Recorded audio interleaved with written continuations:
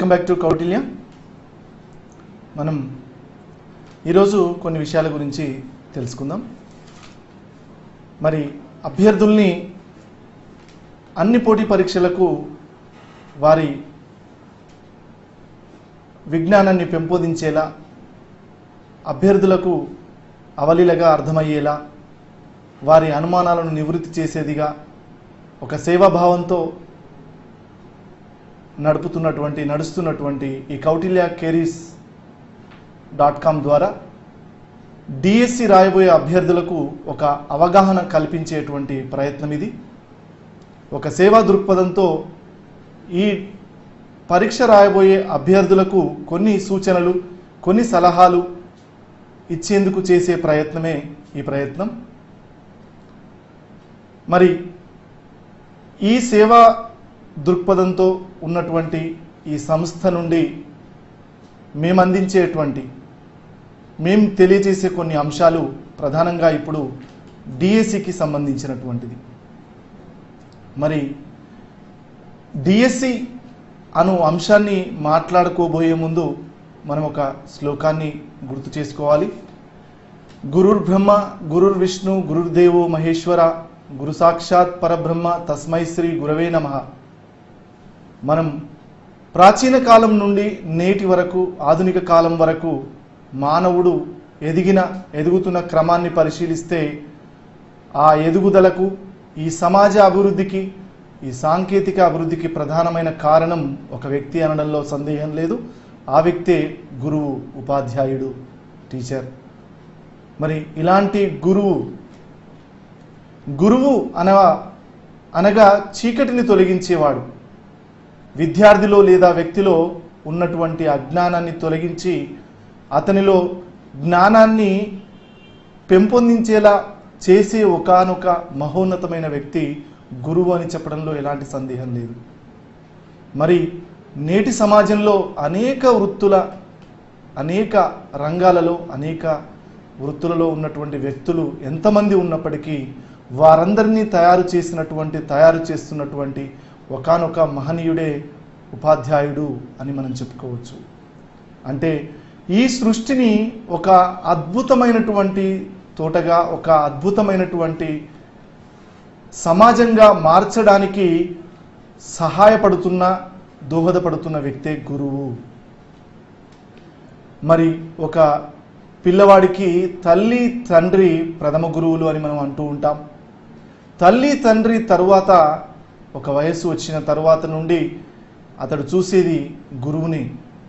ఆ గురువు చెప్పేటువంటి విద్యాబుద్ధులు నేర్చుకొని అనేక తరగతులు, అనేక జ్ఞానాన్ని, అనేక అంశాలలో, అనేక రంగాలలో విజ్ఞానాన్ని సముపార్జిస్తూ, తెలుసుకుంటూ, తనదైన శైలిలో తనకున్నటువంటి ప్రతిభా పాఠవాలతో ముందుకు వెళుతూ తన జీవితంలో మరి ఒక స్థిరమైనటువంటి, ఒక ఉన్నతమైనటువంటి శిఖరాన్ని అందుకోవడానికి ప్రయత్నం చేస్తున్నాడు. అలాంటి ఉన్నత శిఖరాలను అధిరోహించడానికి ప్రయత్నం చేసే వ్యక్తే ఉపాధ్యాయుడు అని మనం గర్వంగా చెప్పుకోవచ్చు. మరి ఈ ఉపాధ్యాయ వృత్తిలోకి రావడానికి మనం ఏం చేయాలి, మనం ఎలాంటి అంశాలను తెలుసుకొని ఉండాలి, మనం ఏ విధంగా ముందుకు వెళ్ళాలి, దీనివల్ల మనకు కలిగేటువంటి లాభ నష్టాలు ఏమిటి, దీనిలో మనం పొందేటువంటి మంచి చెడులు ఏమిటి అనే విషయాన్ని తెలిపే ప్రయత్నమే ఇది. ఇందులో భాగంగా ప్రధానంగా మనం ఇంతకుముందు చెప్పుకున్నట్లుగా ఒక వ్యక్తిని ఒక మట్టిని తీసుకొని, మనం ఒక రాయిని తీసుకొని శిల్పి ఏ విధంగా ఒక అందమైనటువంటి విగ్రహంగా తీర్చిదిద్దుతున్నాడో, మరి ఒక మామూలు వ్యక్తిని, జ్ఞానాన్ని కలిగి ఉన్నటువంటి ఒక వ్యక్తిని అన్ని రంగాలలో ఒక మంచి లక్షణాలు కలిగిన, గుణాలు కలిగిన, జ్ఞానాన్ని కలిగిన వ్యక్తిగా తీర్చిదిద్దే ఈ ఉపాధ్యాయుడు మరి ఎలా ఉండాలో మీకు నేను చెప్పనక్కర్లేదు. మరి ఈ ఉపాధ్యాయుడు సమాజంలో పురాతన కాలం నుండి నేటి వరకు చాలా మంచి గుర్తింపును, గౌరవాన్ని పొందుతున్న మాట మనకు తెలుసు. మనం చిన్నప్పటి నుండి ఇప్పటి వరకు ఎవరిని మర్చిపోతామో లేదో కానీ, ఎవరిని గుర్తుంచుకుంటామో లేదో కానీ మన గురువును మర్చిపోము. గురువును మర్చిపోని సందర్భాలు అనేకం, గురువును గుర్తు తెచ్చుకునే సందర్భాలు అనేకం. ఇలాంటి ఒక మహోన్నతమైనటువంటి వృత్తిలోకి మనం అడుగు పెట్టాలనుకునే ముందు మనకు కొన్ని విషయాలు తెలిసి ఉండాలి. తెలిపే ప్రయత్నమే ఇది. మరి ఇలాంటి గురువు హోదాలోకి నిజంగా మనం వెళ్ళాలని అనుకోవడమే మనకు ఆ దేవుడిచ్చిన ఒక గొప్ప వరంగా భావించవచ్చు. ఎందుకనగా ఈ సమాజాన్ని మనం ఒక మంచి స్థాయిలోకి తీసుకువెళ్ళగలిగేటువంటి స్థానంలో వెళ్ళాలని ఆలోచన కలగడం, అలాంటి అర్హత కలిగి ఉండడం మనం పూర్వజన్మ సుకృతంగా భావించవచ్చు. మరి సమాజంలో ఇంత గుర్తింపు కలిగిన ఈ వృత్తిలోకి ప్రవేశించేటువంటి, ఇంత మహోన్నతమైనటువంటి వృత్తిలోకి ప్రవేశించడానికి ముందు మనం ఆలోచించేది ఆర్థికపరమైనటువంటి వెసులుబాటు కూడా. మరి కొంతకాలం, కొన్ని సంవత్సరాల క్రితం నుండి ఇప్పటికీ పరిశీలిస్తే ఉపాధ్యాయ వృత్తిలో ఉన్నటువంటి వ్యక్తులు పొందే వేతనము, ఆర్థికంగా వారు పొందేటువంటి లాభం కావచ్చు, వారు పొందేటువంటి వేతనం ఒక మంచి స్థాయిలో ఉంది అని ఆనందంగా, సంతోషంగా మనం చెప్పుకోవచ్చు. ఈరోజు ఉపాధ్యాయ వృత్తిలో ఉన్నటువంటి ఒక వ్యక్తి, సగటు సర్వీస్ కలిగినటువంటి ఒక వ్యక్తి, లేదా ప్రాథమికంగా ఉపాధ్యాయ వృత్తిలోకి ప్రవేశపెట్టబడే వ్యక్తి, అంటే మనం ఒక్కసారి ఆ ఉపాధ్యాయ వృత్తిలోకి వెళ్ళగానే మనం తీసుకునే మొదటి వేతనం దాదాపు మంచి బీటెక్ లాంటి స్టడీస్ కంప్లీట్ చేసి ఒక ఉద్యోగం, ఒక సాఫ్ట్వేర్ ఎంప్లాయీగా మరి ఎంటర్ అయినప్పుడు ఎంత జీతాన్ని ఆర్జిస్తున్నాడో దానికి సమానమైనటువంటి లేదా అంతకంటే ఎక్కువ మంచి వేతనాన్ని పొందే స్థితిలో ఉన్నది ఈ ఉపాధ్యాయ వృత్తి. అంటే గుర్తింపు పరంగా సమాజంలో, అలాగే సమాజాన్ని తీర్చిదిద్దే క్రమంలోనూ, అలాగే అట్టి వ్యక్తి పొందేటువంటి ఆర్థిక వెసులుబాటు లేదా వేతనాల పరంగా కూడా అన్ని రంగాలలోనూ, అన్ని విషయాలలోనూ ఒక మంచి ఉన్నతమైన స్థానంలో ఉంది ఈ ఉపాధ్యాయ వృత్తి అని సగర్వంగా చెప్పుకోవచ్చు. మరి అలాంటి వృత్తిలోకి మనం వెళ్ళాలనుకుంటున్నాం. అలా అనుకున్నటువంటి ప్రతి వ్యక్తి ఒక గొప్ప వ్యక్తిగా మనం అనుకోవచ్చు. అభినందనీయుడు, ధన్యుడు ఆ వ్యక్తి. మరి అలాంటి మనం ఏం చేయాలి? ఊరికే మనం అనుకోగానే ఆ ఉపాధ్యాయ వృత్తిలోకి ప్రవేశించలేము. దానికి ఉండవలసినటువంటి కొన్ని అంశాలు ఏమిటి, మనం తెలుసుకోవాల్సినటువంటి అంశాలు ఏమిటి, ప్రభుత్వ పరంగా లేదా మనం రాసేటువంటి పరీక్షా విధానం ఎలా ఉంటుంది, ఏ విధంగా మనం చదువుకున్నప్పుడు ఆ ఉపాధ్యాయ వృత్తిలోకి వెళ్ళగలుగుతాం, అలాంటి గుర్తింపును, అలాంటి వేతనాన్ని, అలాంటి గౌరవాన్ని పొందగలుగుతాం అని తెలుసుకునే క్రమంలో మనం మొట్టమొదటగా ఈ ఉపాధ్యాయ వృత్తిలో ప్రవేశించడానికి మనం సాధారణంగా కొంతమంది అభ్యర్థులు ఇంటర్మీడియట్ను పూర్తి చేసుకొని ఉండవచ్చు, లేదా కొంతమంది అభ్యర్థులు డిగ్రీ లేదా పీజీ, పిహెచ్డి లాంటివి కూడా పూర్తి చేసి ఉండవచ్చు. మరి డిగ్రీ చేసినా, ఇంటర్మీడియట్ చేసినా, పిహెచ్డి చేసినా మన కోరిక, మనం అలా కావాలని అనుకోవడమే నిజంగా ఒక సంతోషకరమైనటువంటి విషయం. ఎందుకో నేను మీకు ఇప్పుడే తెలపడం జరిగింది.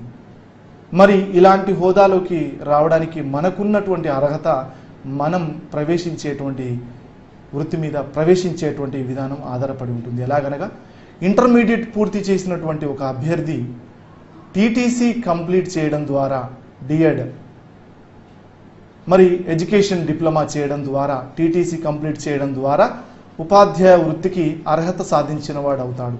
లేదా డిగ్రీ పూర్తి చేసి బీఈడి పూర్తి చేసినటువంటి, బ్యాచిలర్ ఆఫ్ ఎడ్యుకేషన్ పూర్తి చేసిన వ్యక్తి కూడా, లేదా అంతకు మించి చదివినటువంటి వ్యక్తి కూడా ఉపాధ్యాయ వృత్తిలోకి ప్రవేశించడానికి అర్హుడు.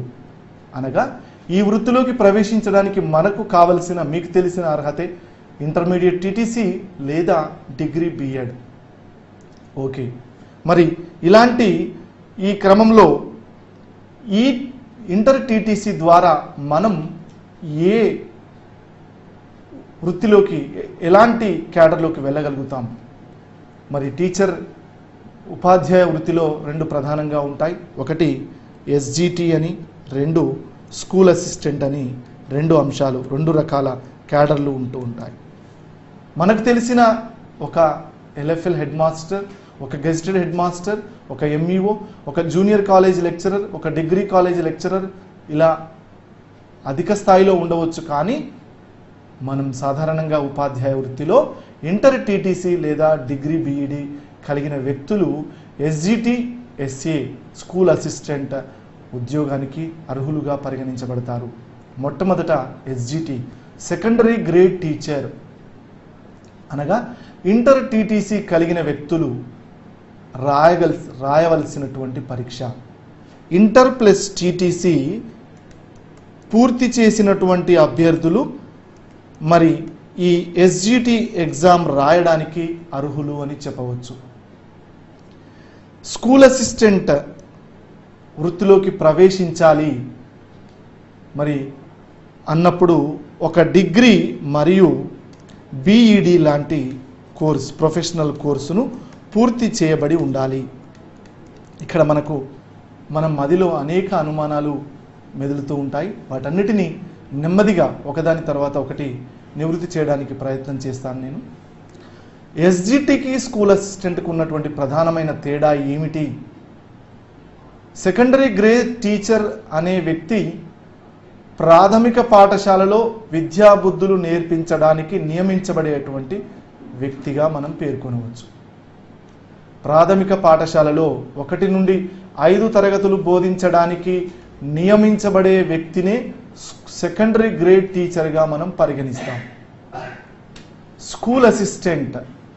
స్కూల్ అసిస్టెంట్ అనగా ఉన్నత విద్యను 6వ తరగతి నుండి 1st class to 5th class, 6th class to 10th class, 6వ తరగతి నుండి 10వ తరగతి వరకు బోధించడానికి నియమించబడే వ్యక్తి స్కూల్ అసిస్టెంట్. కొన్ని సంవత్సరాల క్రితం 2009కి అంతకంటే ముందు 1970 నుంచి 85, 89, 2000, 94, 96, 99, 2000, 2000 అలా అనేక సగటున ప్రతి ప్రభుత్వము 5 సంవత్సరాల కాలంలో 2 డిఎస్సీలను నిర్వహించడం జరిగింది. సగటున కనీసం ప్రతి ప్రభుత్వం ఒకసారి ఉపాధ్యాయ వృత్తిలో ఉపాధ్యాయ పోస్టులను ఎక్కువ సంఖ్యలో భర్తీ చేయడం జరిగింది. మరి ఇలా ప్రాథమిక పాఠశాలలో బోధించడానికి అర్హుడైన వ్యక్తి నియమించబడే వ్యక్తి ఎస్జిటి గాను, ఉన్నత విద్యను బోధించేటువంటి ఉన్నత తరగతులకు 6 నుండి 10వ తరగతి వరకు బోధించే వ్యక్తులుగా ఉపాధ్యాయులుగా నియమించబడేవాడు స్కూల్ అసిస్టెంట్. మరి ప్రాథమిక పాఠశాలలో బోధించే ఈ ఎస్జిటిగా నియమించబడడానికి మనకు కావలసిన అర్హత ఇంటర్మీడియట్ మరియు TTC. High school standard 6th నుంచి 10వ తరగతి వరకు బోధించడానికి మనకు ఉండాల్సినటువంటి అర్హత డిగ్రీ మరియు బీఈడి. డిగ్రీలో బీఎస్సీ ఉండవచ్చు, బిఏ ఉండవచ్చు, మరి ఇలాంటి arts groups and science groups కూడా ఉంటాయి. మరి ఇందులో ప్రధానంగా ఈ ఎస్జిటిలో ప్రాథమిక పాఠశాలలో 1 నుండి 5వ తరగతులు బోధించడానికి లేదా స్కూల్ అసిస్టెంట్గా 6 నుండి 10వ తరగతి వరకు బోధించడానికి 2009 సంవత్సరానికి ముందు చాలా వరకు అనేక డిఎస్సీలలో డిగ్రీ బీఈడి పూర్తి చేసినటువంటి అభ్యర్థి ఎస్జిటి గాను స్కూల్ అసిస్టెంట్ గాను పరీక్ష రాయడానికి అర్హత కలిగి ఉండేవాడు. డిగ్రీ బీఈడి పూర్తి చేసిన ఒక అభ్యర్థి ఎస్జిటి పరీక్ష రాయడానికి లేదా వృత్తిని నిర్వహించడానికి, స్కూల్ అసిస్టెంట్ పరీక్ష రాయడానికి, ఆ ఉద్యోగాన్ని నిర్వహించడానికి, ఆ వృత్తిని పొందడానికి అర్హత కలిగి ఉండేవాడు. కానీ 2009 ఆ తర్వాతి కాలంలో ఇంటర్ టీటీసీ కలిగిన వ్యక్తులు మాత్రమే ఎస్జిటి పరీక్షకు అర్హులు. డిగ్రీ బీఈడి పూర్తి చేసిన వారు కేవలం స్కూల్ అసిస్టెంట్ పరీక్షకు అర్హులు అని చెప్పడం జరిగింది. అంటే డిగ్రీ అర్హత కలిగి ఉన్నటువంటి BEd means bachelor of education, 2 కూడా డిగ్రీ మరియు తత్సమాన కోర్సులే. డిగ్రీ స్థాయిలో విజ్ఞానం కలిగి ఉన్నవాడు ఉన్నత తరగతులకు బోధించాలి. ఇంటర్ టీటీసీ స్థాయిలో అర్హత కలిగి ఉన్న వ్యక్తి ప్రైమరీ స్కూల్ ఎస్జిటిగా పరిగణించాల్సి ఉంటుంది అని కొన్ని సవరణలు చేయడం జరిగింది. ఆ క్రమంలో ఈ రోజు వరకు కూడా మనం ఎవరైతే ఇంటర్ టీటీసీ పూర్తి చేయబడి ఉంటారో వారు ఎస్జిటికి అర్హులు, ఎవరైతే డిగ్రీ బీఈడి పూర్తి చేసి ఉంటారో వారు స్కూల్ అసిస్టెంట్కి అర్హులు. ఓకే, కానీ ఇక్కడ ఇంతకు ముందు కాలంలో నేను ఇంతకు ముందు పేర్కొన్నట్టుగా సగటున ప్రతి ప్రభుత్వం ప్రతి 5 సంవత్సరాల కాలంలో కనీసం 1 నుండి 2 సార్లు డిఎస్సిని నిర్వహించడం జరిగింది. ఇలా నిర్వహించిన ప్రతి సందర్భంలో అనేక వేల పోస్టులను భర్తీ చేసే ఈ క్రమంలో ఒక రాత పరీక్ష, ఒక ఇంటర్వ్యూ 2 దశలుగా ఉండేవి. మొదటిది రాత పరీక్ష, రెండవది ఇంటర్వ్యూ.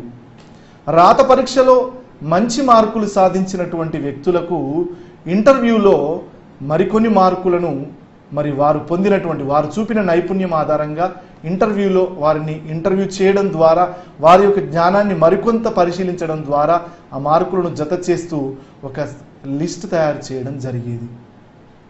కానీ ఆ తర్వాతి క్రమంలో జరిగిన అనేక మార్పులు, అనేక సవరణలో భాగంగా ఈ ఎస్జిటి కానీ స్కూల్ అసిస్టెంట్ ఎగ్జామ్ కానీ రాయడానికి ముందు TET eligibility test, teacher eligibility test అనే ఒక విషయాన్ని, ఒక పరీక్షను అమలులోకి తీసుకురావడం జరిగింది. టెట్ అనే ఒక పరీక్షను పరిచయం చేయడం జరిగింది. టెట్ అనగా ఎస్జిటి స్కూల్ అసిస్టెంట్ అర్హత కలిగిన వ్యక్తులు ఆ ఉద్యోగంలో ప్రవేశించడానికి ఒక పరీక్షను రాయవలసి ఉంటుంది. అదే టెట్, టీచర్స్ ఎలిజిబిలిటీ టెస్ట్. ఈ టెస్ట్లో ఉత్తీర్ణత సాధించిన తరువాత, టెట్ పూర్తి చేసిన తరువాతనే వారు ఎస్జిటి స్కూల్ అసిస్టెంట్ పరీక్ష రాయడానికి అర్హత పొందుతారు అన్న ఒక నిబంధనను చేర్చడం జరిగింది. అనేక మార్పులు, ప్రభుత్వం అనేక సవరణలు, మార్పులు చేసే క్రమంలో ఈ ఒక మార్పును కూడా ప్రవేశపెట్టడం జరిగింది. నిజంగా ఈసారి తెలంగాణ ప్రభుత్వం మొట్టమొదటిసారిగా టెట్ నిర్వహించడానికి సన్నాహాలు చేస్తుంది. మరి ఇది 5వసారి, ఈసారి నిర్వహిస్తే 5వసారి టెట్ నిర్వహించినట్టు తెలంగాణ ప్రభుత్వం మొట్టమొదటిసారిగా టెట్ పరీక్షలు నిర్వహించినట్టు. దాని అనేక విషయాలు, దానికి ఉన్నటువంటి లింక్డ్ విషయాలను మనం తర్వాత చర్చించుకుందాం. మొట్టమొదట అర్హత పరీక్ష గురించి మనం మాట్లాడుకుంటున్నాం. ఈ టెట్ అనేది 2 పేపర్లుగా ఉంటుంది. TET paper 1, TET paper 2. మరి ఈ పేపర్ 1లో ఏముంటుంది? ఒక్కసారి టెట్ పరీక్ష రాసి మనం పొందిన ఉత్తీర్ణత 7 సంవత్సరాల వరకు అది వ్యాలిడిటీగా ఉంటుంది. అనగా టెట్ పూర్తి చేసిన తర్వాత ఆ స్కోర్ మనం 7 సంవత్సరాల కాలంలో మనం రాసే ఎస్జిటి స్కూల్ అసిస్టెంట్లో ఆ మార్కులను పరిగణలోకి తీసుకోవడం జరుగుతుంది. అలా అని ఒక్కసారి రాయడానికే కండిషన్ ఏమీ లేదు. ఒక అభ్యర్థి ఎన్నిసార్లైనా టెట్ పరీక్షను రాయవచ్చు. మరి టెట్ పరీక్ష రాయడానికి అసలు ఇందులో ఎన్ని భాగాలు ఉంటాయి, అందులోని సిలబస్ ఏమిటి, అందులోని కాన్సెప్ట్స్, అందులోని మార్క్స్ విషయాలు ఏమిటి అంటే, టెట్లో 2 పేపర్లు ఉంటాయి ప్రధానంగా. Paper 1, paper 2. పేపర్ 1 ఏమిటి, పేపర్ 2 ఏమిటి? నిజంగా 1 నుంచి 5వ తరగతి బోధించేటువంటి అభ్యర్థులు వారు పేపర్ 1 పరీక్ష రాయవలసి ఉంటుంది. 6 నుండి 8వ తరగతి వరకు ఉన్నత తరగతులు బోధించేటువంటి అర్హత కలిగిన బోధించేటువంటి వ్యక్తి పేపర్ 2 రాయవలసి ఉంటుంది. Paper 1 to 5th standard, paper 2 అనేది 8th స్టాండర్డ్ వరకు అని మనం చెప్పుకోవచ్చు. పేపర్ 1లో 150 క్వశ్చన్స్ ఉంటాయి, 150 మార్క్స్ ఉంటాయి. ఇందులో 150 మల్టిపుల్ చాయిస్ క్వశ్చన్స్లో 150 మార్క్స్ ఉంటాయి. Marks 150 marks and multiple choice questions కూడా 150 క్వశ్చన్స్. అంటే ఒక్క క్వశ్చన్ 1 మార్క్ ఎంసీక్యూస్. అలాగే పేపర్ 2 కూడా 150 మల్టిపుల్ చాయిస్ క్వశ్చన్స్కి 150 మార్కులు ఇవ్వడం జరుగుతుంది. పేపర్ 1లోను పేపర్ 2లోను ఈ 150 మార్కుల విభజన ఎలా ఉంటుంది ఒక్కసారి పరిశీలిస్తే, పేపర్ 1లో ప్రధానంగా మొట్టమొదటి అంశం child development and pedagogy. Child development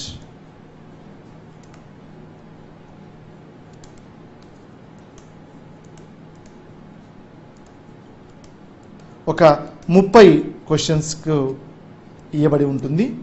తర్వాత రెండవ అంశం లాంగ్వేజీ 1 తెలుగు వారి ప్రాంతీయ భాషగా మనం పేర్కొనవచ్చు. లాంగ్వేజ్ 1 ఇది 30 క్వశ్చన్స్ 30 మార్క్స్గా ఉంటుంది. 30 క్వశ్చన్స్ 30 మార్క్స్గా ఉంటుంది.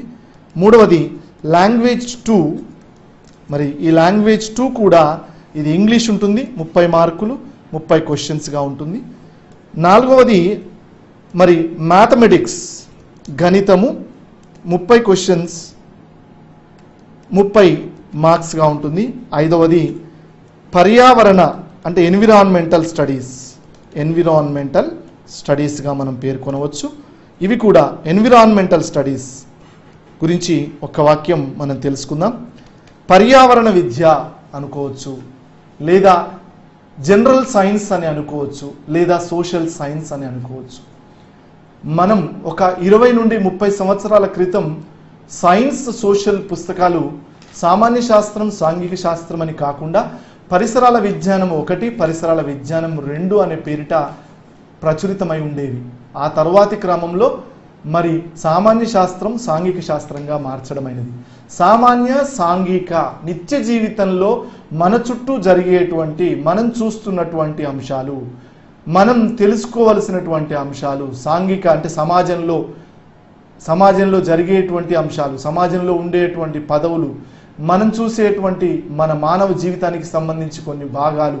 అంటే అందులో ఫిజిక్స్ రావచ్చు, భౌతిక శాస్త్రం వస్తుంది, రసాయన శాస్త్రం వస్తుంది, జీవశాస్త్రం వస్తుంది, సాంఘిక శాస్త్రం కూడా వస్తుంది. ఎన్విరాన్మెంటల్ స్టడీస్ మరియు వాటి అనువర్తనాలు, వాటి కూడా 30 మార్కులు మరియు 30 క్వశ్చన్స్. మొత్తం ఈ విధంగా పేపర్ 1 5 భాగాలుగా విభజించబడి ఉంటుంది. టెట్లో child development and pedagogy, language 1, language 2, గణితము మరియు ఎన్విరాన్మెంటల్ స్టడీస్ పేరిట. పేపర్ 1 అనగా మనం 1 నుంచి 5 వరకు అని అనుకున్నాం. మరి పేపర్ 2కి పేపర్ 1కి ఏమిటి ప్రధానమైన తేడా అంటే, పేపర్ 2లో కూడా మొట్టమొదటి భాగము చైల్డ్ డెవలప్మెంట్ అండ్ పెడగాజీగా ఉంటుంది. ఆ మానసికమైనటువంటి దశ, ఆ పిల్లవాడి అభ్యసనము అనే అనేక అంశాలు. రెండవది లాంగ్వేజ్ 1 తెలుగు అనుకుందాం. Language 2 English. లాంగ్వేజ్ పార్ట్ 4 అనేది మ్యాథ్స్ అండ్ సైన్స్ కానీ లేదా సోషల్ స్టడీస్ కానీ, అవి 60 మార్కులు ఉంటాయి. అంటే ఈ మ్యాథ్స్ అండ్ ఎన్విరాన్మెంటల్ స్టడీస్ ప్లేస్లో ఒక సబ్జెక్ట్ ఉన్నత తరగతులు కాబట్టి ఆ అభ్యర్థి యొక్క కంప్లీట్ చేసినటువంటి డిగ్రీ మీద ఆధారపడి అది మ్యాథమెటిక్స్ కానీ సైన్స్ కానీ సోషల్ స్టడీస్ కానీ 60 మార్కుల పేపర్ ఉంటుంది. సో 30 90 స్టాండర్డ్గా ఉంటూ ఆ 60 మార్కులలో తేడా ఉంటుంది. అది ప్రైమరీ స్టాండర్డ్లో ఉంటుంది, ఇది సెకండరీ స్థాయి హైయర్ సెకండరీ స్థాయిలో ఉంటుంది. మరి మొత్తానికి ఈ 2 papers paper 1 paper 2 TET paper 1 TET paper 2 అనేది ఇవి 2 ప్రాథమిక దశ అనగా ఉపాధ్యాయ వృత్తిలోకి ప్రవేశించడానికి తను ఒక స్టెప్ కంప్లీట్ చేసుకున్న వారవుతారు. టెట్ పాస్ కావడానికి ఓసీ అభ్యర్థి 60% మార్కులు సాధించబడి ఉండాలి, బీసీ అభ్యర్థి 50% మార్కులు సాధించబడి ఉండాలి, ఎస్సీ ఎస్టీ డిజేబుల్డ్ అభ్యర్థులు 40% మార్కులు అంతకంటే ఎక్కువ సాధించబడితే వారు ఉత్తీర్ణుల కింద పరిగణించినట్లవుతుంది. అంటే పేపర్ 1 పేపర్ 2లో ఉత్తీర్ణత సాధించడానికి ఆయా కేటగిరీ వైజ్గా ఓసీకి 60% గాను మినిమం, మరి బీసీకి 50% గాను, ఎస్సీ ఎస్టీ డిజేబుల్డ్కి ఫిజికల్లీ హ్యాండిక్యాప్డ్కి మరి 40% లేదా అంతకంటే ఎక్కువగా నిర్ధారించడం జరిగింది. ఓకే, మనం అందులోకి ప్రవేశించడానికి ముందు పూర్తి చేసుకునే ఈ టెట్ తదుపరి పరీక్ష డిఎస్సి. ఆ డిఎస్సిలో మనకున్న అర్హత ఆధారంగా సెకండరీ గ్రేడ్ టీచర్ కావచ్చు, స్కూల్ అసిస్టెంట్ కావచ్చు. So first step completion of TET examination. మరి మనం సాధించిన ఈ 60% లేదా అంతకంటే పైగా 50% లేదా అంతకంటే పైగా మార్కులు ఎక్కడ మనకు ఉపయోగపడతాయి? నేను ఇంతకుముందు పేర్కొన్నట్లుగానే ఒక్కసారి రాసినటువంటి అభ్యర్థి మళ్ళీ కూడా టెట్ పరీక్షలు రాయవచ్చు. మంచి మార్కులనే కన్సిడర్ చేయడం జరుగుతూ ఉంటుంది. మనం పరీక్ష అప్లై చేసుకునే ముందు మనం ఇచ్చేటువంటి మార్క్స్నే కన్సిడర్ చేయడం జరుగుతుంది. అందులో నేను ఇంతకు ముందు పేర్కొన్నట్లుగా స్కూల్ సెకండరీ గ్రేడ్ టీచర్ కానీ స్కూల్ అసిస్టెంట్ కానీ జరిగే ఆ ఎగ్జామ్లో 100 మార్కుల ఎగ్జామ్లో ఉదాహరణకి ఎస్జిటి 100 మార్కులు ఉంటే 80 మార్కులు పరీక్ష పేపర్ ఉంటుంది. Main written examination for SGT 20% will be taken from TET examination. అంటే నాకు 60 మార్కులు వచ్చి ఉంటే టెట్లో నాకు 60 మార్కులు వచ్చి ఉంటే అందులోని 20% అనగా 12 మార్కులను ఆ రాత పరీక్ష 80కి చేర్చడం జరుగుతుంది. అంటే నాకు రాత పరీక్షలో ఎస్జిటి రాత పరీక్షలో 80కి 60 వచ్చాయి అనుకుందాం. టెట్లో నాకు 60 వచ్చాయి అనుకుంటే టెట్లోని 60 మార్కుల 20% 12 మార్కులు ప్లస్ ఈ 80లో సాధించిన 60 మార్కులు మొత్తం 72 మార్కులు నేను సాధించినట్లుగా ప్రభుత్వం భావిస్తుంది. ఇలా టెట్లో మనం సాధించిన మార్కులపై 20%ని ప్లస్ రిటర్న్ ఎగ్జామినేషన్లో మనం సాధించిన మార్కులను రెండు కలిపి ఒక లిస్ట్ తయారు చేయడం జరుగుతుంది. ఆ లిస్టులో మన పేరు ఉన్నప్పుడు మనం ఈ వృత్తిలోకి ప్రవేశించినట్లుగా మనం భావించవచ్చు. సో ఉపాధ్యాయ వృత్తికి మొట్టమొదటి ప్రాథమిక దశ టెట్. రెండవ దశ డిఎస్సి ఎగ్జామినేషన్. అందులో ఎస్జిటి మరియు స్కూల్ అసిస్టెంట్. మరి ఎస్జిటి మరియు school assistant, SGT common program అంటే మ్యాథమెటిక్స్ ఇంటర్లో MPC, BiPC, CEC, HEC arts and science faculty ఏదైనా కావచ్చు, ఏ గ్రూపులో చదివిన అభ్యర్థి అయినా తను టీటీసీ పూర్తి చేసి ఉన్నందున ప్రైమరీ పాఠశాలలో బోధించడానికి అర్హత సాధించినట్లు అతను సెకండరీ గ్రేడ్ టీచర్ ఎగ్జామ్ చక్కగా రాసుకోవడానికి వీలవుతుంది. Secondary grade teacher. మరి అలాగే డిగ్రీ బీఈడి పూర్తి చేసినటువంటి టెట్ పరీక్షలో అర్హత సాధించినటువంటి ఉత్తీర్ణత సాధించినటువంటి ఒక అభ్యర్థి స్కూల్ అసిస్టెంట్ రాయడానికి అర్హుడు. స్కూల్ అసిస్టెంట్ అనగానే ఉన్నత పాఠశాలలో 6వ తరగతి నుండి 10వ తరగతి వరకు బోధించే ఉపాధ్యాయుడు. మరి మనలో కొన్ని అనుమానాలు కలుగుతాయి. వెంటనే ప్రాథమిక పాఠశాల ఉపాధ్యాయునికి ఒక వేరియేషన్ ఉండదు. ఒక ప్రాథమిక పాఠశాలలో బోధించే ఉపాధ్యాయుడు తెలుగు, ఇంగ్లీష్, గణితము, సామాన్య, సాంఘిక ఏదైనా బోధించాల్సి ఉంటుంది. He will be allrounder. పరీక్ష విధానం అలాగే ఉంటుంది, తను చేసే వృత్తి కూడా అలాగే ఉంటుంది. ఉన్నత పాఠశాలలో బోధించే ఉపాధ్యాయుడుగా అతను ఎంచుకున్న అతడు పూర్తి చేసినటువంటి ఒక విషయంలో అంటే గణితం కావచ్చు, భౌతిక రసాయన శాస్త్రం కావచ్చు, సాంఘిక శాస్త్రం కావచ్చు, తెలుగు కావచ్చు, ఇంగ్లీష్ కావచ్చు, హిందీ కావచ్చు. అంటే స్కూల్ అసిస్టెంట్ ఎగ్జామ్ రాయడానికి స్కూల్ అసిస్టెంట్ అని ఒక ఎగ్జామ్లో 6 సబ్జెక్టులు కనిపిస్తాయి మనకు. ఒకటి school assistant Telugu, Telugu language Pandit grade 1 అంటాం, తెలుగు హిందీ పండిట్ అంటాం, English school assistant, maths school assistant, physical science school assistant plus biological science school assistant, social studies school assistants. ఇన్ని రకాల పోస్టులు ఉంటాయి హై స్కూల్లో. మనకు తెలిసిన విషయమే, కొంత క్లారిటీగా మనం వెళ్తూ ఉన్నాం. కొంత స్పష్టత, అనుమానాలు లేకుండా ముందుకు వెళ్ళడానికి ప్రయత్నం చేద్దాం. అంటే ఉన్నత పాఠశాలలో తెలుగు, హిందీ, ఇంగ్లీష్, గణితము, భౌతిక రసాయన శాస్త్రము, జీవశాస్త్రము, సాంఘిక శాస్త్రము బోధించడానికి వేరు వేరు ఉపాధ్యాయులు ఉంటారన్నమాట మనకు తెలుసు, అన్న విషయం మనకు తెలుసు. ఉదాహరణకి నేను డిగ్రీలో మ్యాథమెటిక్స్ ద్వారా డిగ్రీ పూర్తి చేశాను. నాది బీఎడ్లో మ్యాథమెటిక్స్ అండ్ ఫిజికల్ సైన్స్ ఉంది. సో నేను మ్యాథమెటిక్స్ స్కూల్ అసిస్టెంట్గా రాయడానికి అర్హుడిని. సో నేను మ్యాథ్స్ స్కూల్ అసిస్టెంట్ ఎగ్జామ్ రాయడంలో మ్యాథ్స్కి సంబంధించిన పేపర్ను రాయవలసి ఉంటుంది. నేను తీసుకున్న సబ్జెక్ట్లో ఫిజికల్ సైన్స్ ఉంటే ఫిజికల్ సైన్స్ బోధించడానికి అర్హుడు. అలాగే బయాలజికల్ సైన్స్. మనకు బీఈడ్లో 2 మెథడాలజీస్ ఉంటాయి. బయాలజీ తీసుకున్న వాళ్ళు తెలుగు, ఇంగ్లీష్ అలా తీసుకుంటూ ఉంటారు. ఫిజిక్స్ తీసుకున్న వాళ్ళు మ్యాథ్స్ తీసుకుంటూ ఉంటారు. మ్యాథ్స్ వాళ్ళు ఫిజిక్స్ తీసుకుంటూ ఉంటారు. ఈ విధంగా కాంబినేషన్ ఉంటుంది బీఎడ్లో. డిగ్రీలో ఎంపీసీ కానీ, బైపీసీ కానీ, బీజెడ్సీ కానీ అలా మనం చూస్తూ ఉంటాం. బీజెడ్సీ మీన్స్ అక్కడ బయాలజీకి వెళ్తుంది, MPC means maths, physics and కెమిస్ట్రీకి వెళ్తుంది. సో ఈ విధంగా 6-7 విషయాలను బోధించడానికి 7 ఉపాధ్యాయుల అవసరం ఉంటుంది. వారి ఆ 7 ఉపాధ్యాయ పోస్టులకు 7 క్యాడర్లకు వేరువేరుగా పరీక్ష నిర్వహించబడుతుంది. సో ఎస్జిటికి మనం ఒకే ఒక పరీక్ష, ఒకే ఒకటి అనగా ముందు టెట్ పాస్ అయి ఉన్నాం, తర్వాత మనం ఎస్జిటి ఎగ్జామ్ రాస్తున్నాం. స్కూల్ అసిస్టెంట్కి టెట్ పాస్ అయి ఉన్నాం, తర్వాత స్కూల్ అసిస్టెంట్లో ఒక సబ్జెక్ట్కి సంబంధించి మనం ఎగ్జామ్ రాస్తూ ఉన్నాం. మరి ఎస్జిటికి స్కూల్ అసిస్టెంట్కి సిలబస్ కానీ క్వశ్చన్ పేపర్లో ఎక్కడ వేరియేషన్ ఉంటుంది అని మనం ఆలోచిస్తే, ఎస్జిటికి కావచ్చు స్కూల్ అసిస్టెంట్ కావచ్చు కామన్గా మామూలుగా 30 మార్కుల వరకు ఉంటుంది. General knowledge and current affairs పేరిట 2012లో 15 మార్కులు కవర్ చేయడం జరిగింది. డిఎస్సి 2012లో 15 మార్కులు GK and current affairs, GK and current affairs అంటే మనం వర్తమాన అంశాలు, జరిగినటువంటి అంశాలు, ప్రస్తుతం ఉన్నటువంటి అనేక అంశాలు, భవిష్యత్, సైన్స్ అండ్ టెక్నాలజీ, ఇలా అనేకమైనటువంటి అన్ని రంగాలలో విజ్ఞానాన్ని, అన్ని రంగాలలో ప్రస్తుతం జరిగినటువంటి అంశాల మీద అభ్యర్థిని పరీక్షించడం కోసం తీసుకున్నటువంటి అంశం ఇది. జీకే అండ్ కరెంట్ అఫైర్స్ దాదాపు 15 మార్కులకు ఇవ్వడం జరిగింది. నిజంగా మరి ఈ 15 మార్కులు అనగా 30 ప్రశ్నలు, అందులో 160 మార్కుల 160 క్వశ్చన్స్ ఉంటాయి. మనం ఇంతకు ముందే అనుకున్నాం. ఎస్జిటి పేపర్ 80 మార్కులు ప్లస్ 20 టెట్ నుండి తీసుకోవడం జరుగుతుంది.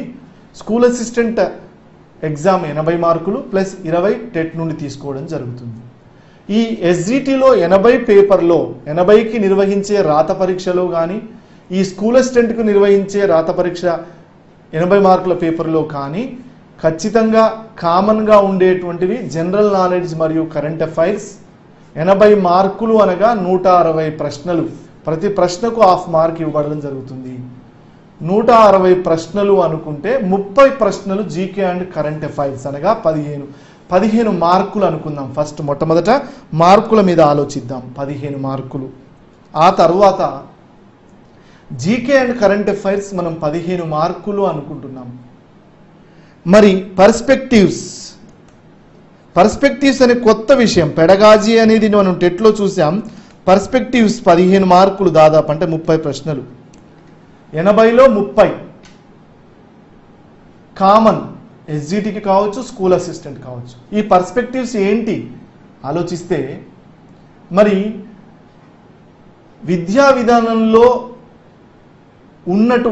జరుగుతున్నటువంటి మార్పులు, సరళీకరణలు, సవరణలు, సంస్కరణలు, కమిటీలు, విద్యా విధానము అభివృద్ధిలో వేసిన కమిటీలు, ఎడ్యుకేషనల్ సిస్టమ్, విద్యా విధానం ఎలా ఉంది, దాన్ని ఎలా మార్పులు జరిగింది, దానికి దోహదపడ్డ కమిటీలు, దానికి జరిగినటువంటి మార్పులు. ఈరోజు ఎగ్జామినేషన్ పరంగా ఆలోచిస్తే సిసిఈ ఎగ్జామినేషన్ అనేది ఒకటి నూతనంగా మరి అమలు చేయబడుతుంది గత 2-3 సంవత్సరాల నుండి.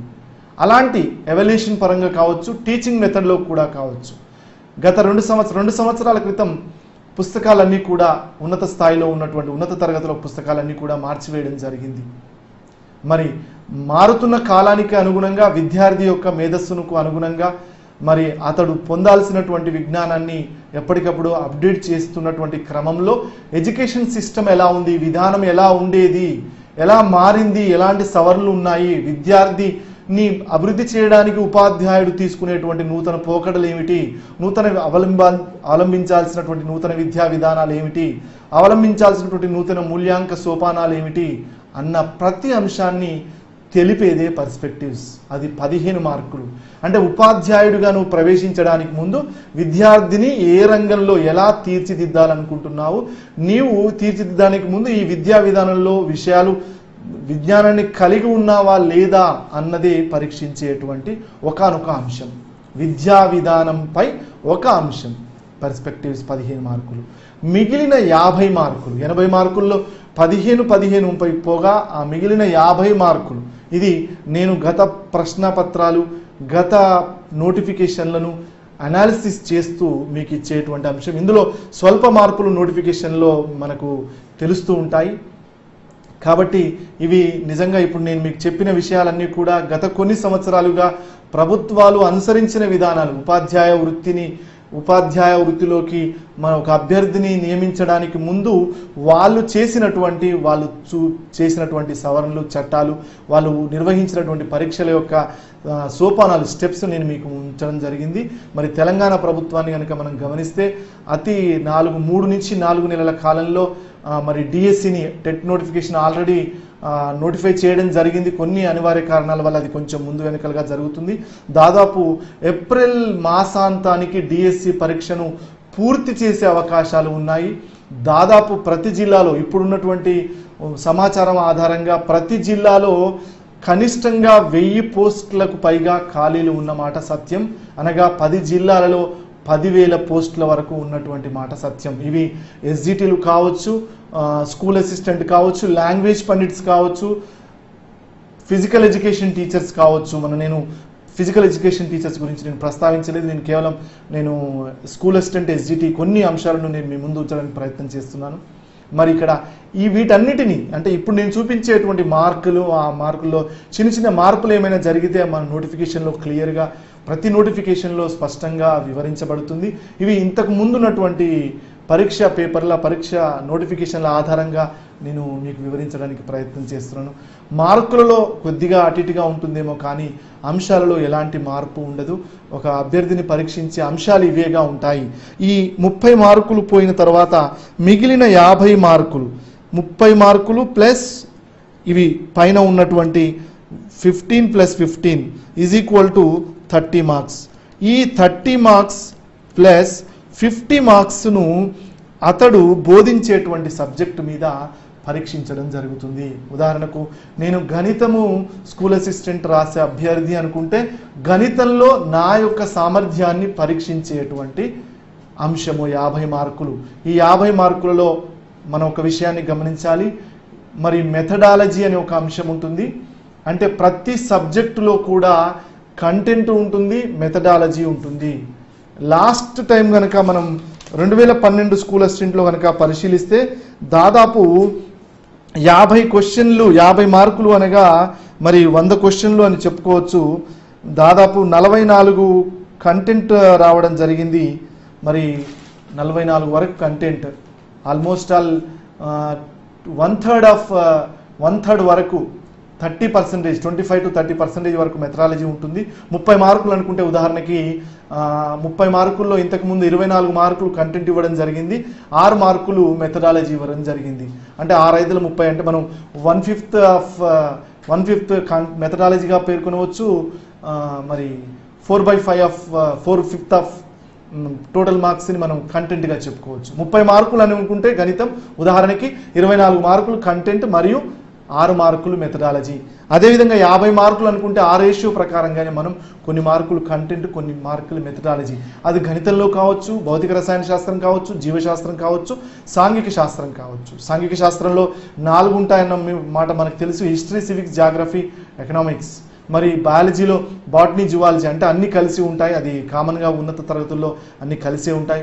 భౌతిక రసాయన శాస్త్రంలో 2 ఉంటాయి, భౌతిక శాస్త్రం, రసాయన శాస్త్రం. గణితంలో అన్ని ఆల్జిబ్రా కావచ్చు, ట్రిగ్నామెట్రీ కావచ్చు, అన్ని ఉన్నత తరగతులకు బోధించేటువంటి ప్రశ్నలు ఉంటాయి.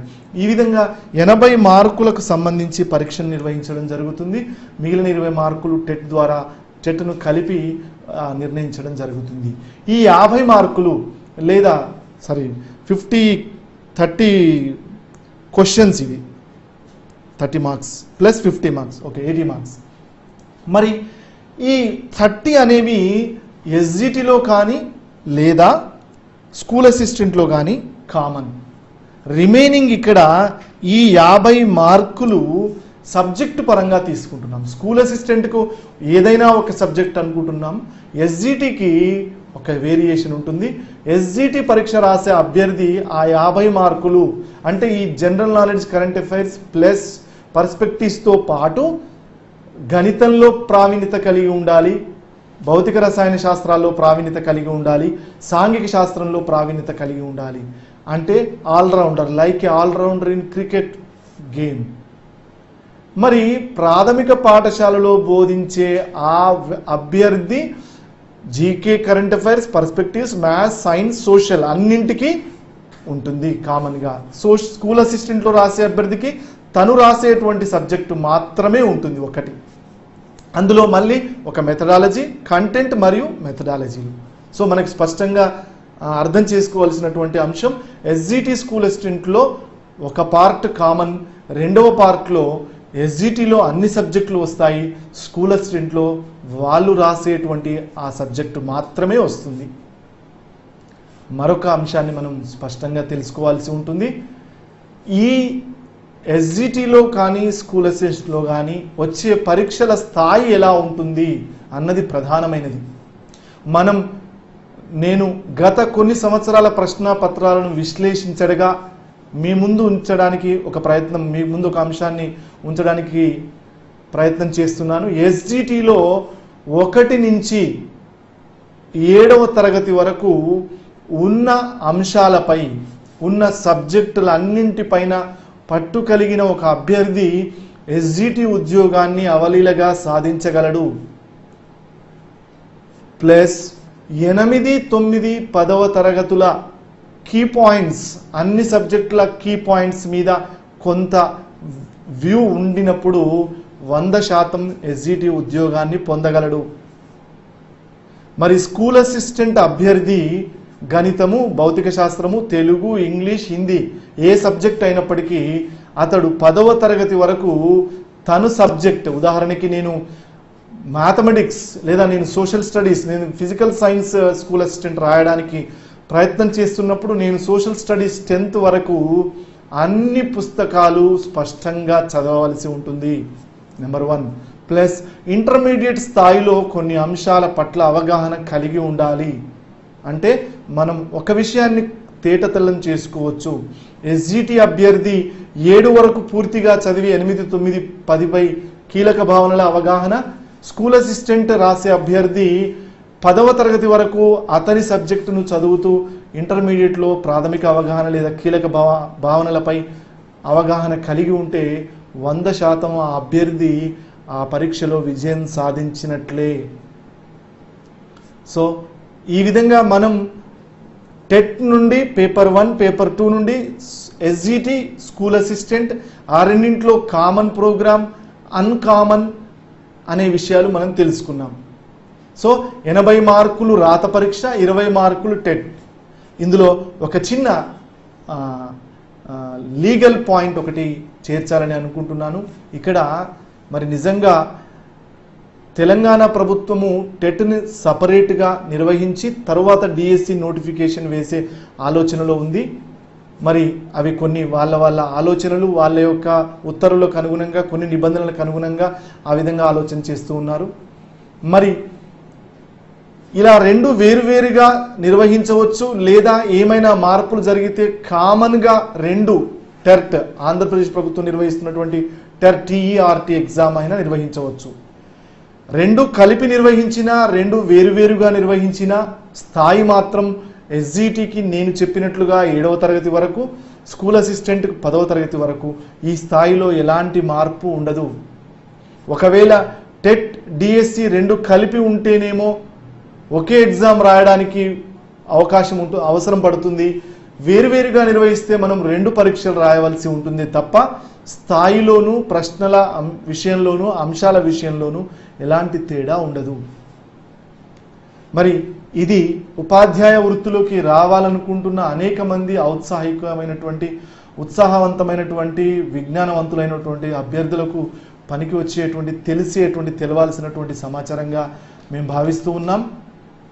మరి వీటన్నింటినీ నిజంగా ఒక స్కూల్ అసిస్టెంట్ లేదా ఎస్జిటి, నేను ఇంతకుముందు ఒక విషయాన్ని మీ ముందుంచడం జరిగింది. ఏమిటి అంటే, అన్ని వృత్తులలో ఒకానొక గౌరవప్రదమైనటువంటి గొప్ప వృత్తి ఉపాధ్యాయ వృత్తి.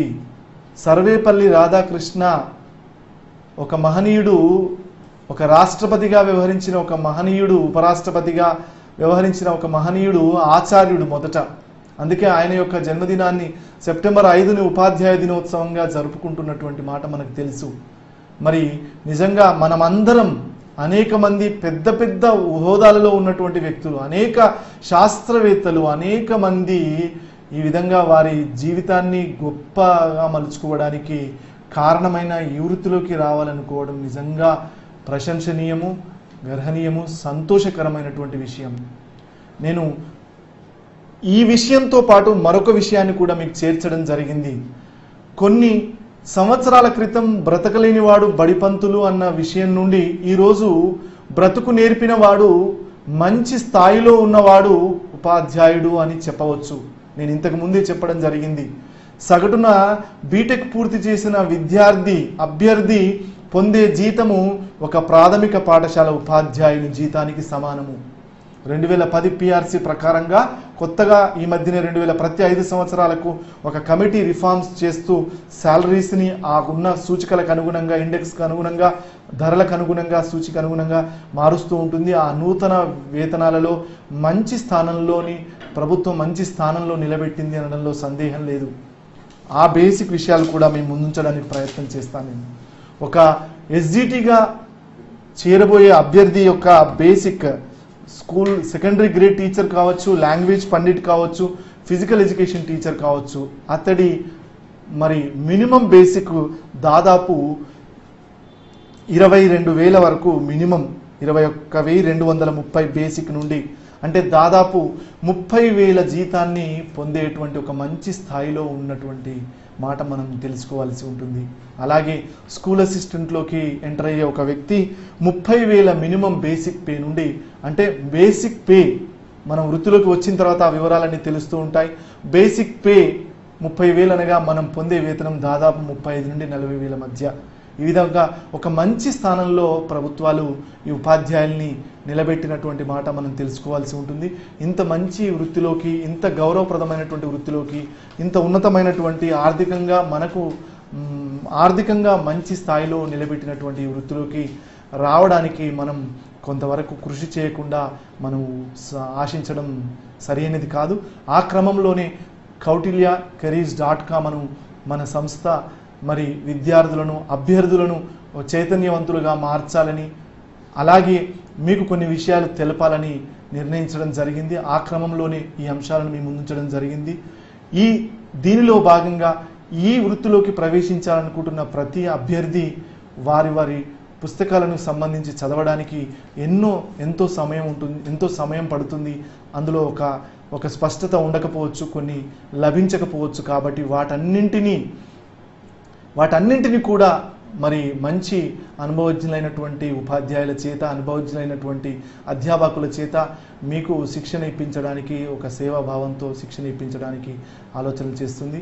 మరి మీ అందరికీ ఈ ఆలోచన కలిగినటువంటి మీ అందరికీ మంచి స్థాయిలో ఉండాలని, అందరూ ఈ ఆలోచన కలిగినటువంటి ప్రతి అభ్యర్థి విజయాన్ని సాధించాలని మనసారా కోరుకుంటూ సెలవు. Thank you very much.